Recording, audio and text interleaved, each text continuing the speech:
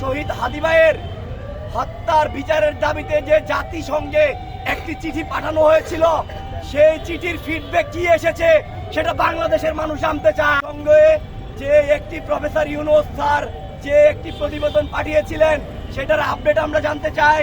এখন তো professor Yunus sir এখন তো আর নেই, সাবেক উপদেষ্টা।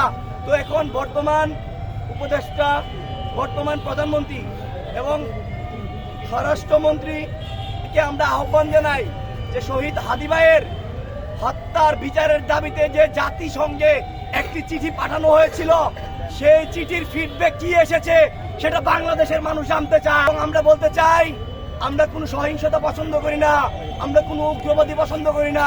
ইনশাল্লাহ আমরা আমাদের কথার মাধ্যমে, আমরা কাজের মাধ্যমে ইনশাল্লাহ সেটি দেখেছেন, জুলাই গণঅভ্যুত্থানের পরে সেটা আমরা প্রকাশ করেছি এবং 12 নির্বাচনের পরে সেটা 12ই ফেব্রুয়ারি নির্বাচনের পরে সেটা কার্যক্রম আছে।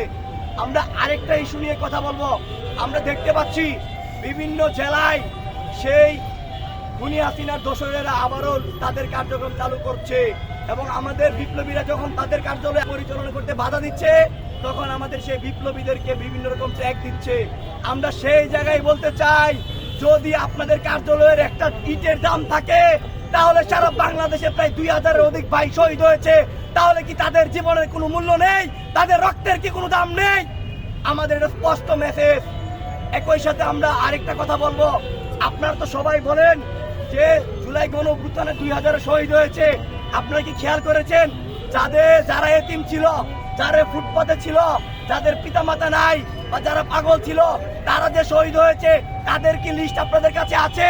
আমরা বলতে চাই, অসংখ্য শহীদ হয়েছে, অসংখ্য আহত হয়েছে। কাজে এখানে আমাদেরকে দেখতে থামানো যাবে না। আপনাদেরকে আবারও বলি, আমরা আইনের প্রতি শ্রদ্ধাশীল, আইনের প্রতি দায়িত্বশীল এবং আমরা আমাদের জায়গা থেকে আপনাদেরকে সহযোগিতা করব। আপনারা আমাদের পাশে থাকবেন এবং আমাদেরকে সার্বিকভাবে সহযোগিতা করবেন।